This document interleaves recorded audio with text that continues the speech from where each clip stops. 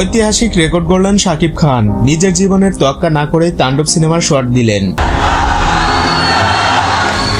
জানা গেছে একটি উচ্চ বিল্ডিং থেকে স্ট্যান্ডম্যানের কাজ তিনি নিজেই করেছে, যাতে পর্দায় রিয়েলিস্টিক ফুটিয়ে তোলা যায়। এর জন্য তিনি নিজের জীবনের তোয়াক্কা না করেই ঝাঁপিয়ে পড়েন। একবার ভাবুন, একজন স্টার কতটা সিনেমা প্রেমী হলে এমন কাজ করতে পারে।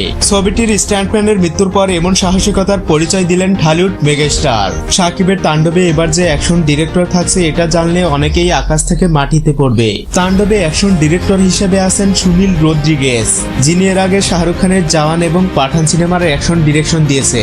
তার মতো দক্ষ ডিরেক্টর যদি তাণ্ডবে থাকে তাহলে একবার ভাবুন অ্যাকশনটা কোন লেভেলের হতে পারে। ছবিটির নির্মাতা রায়হান রাফির দাবি, এর আগে বাংলা সিনেমায় এ ধরনের অ্যাকশন দেখানো হয়নি।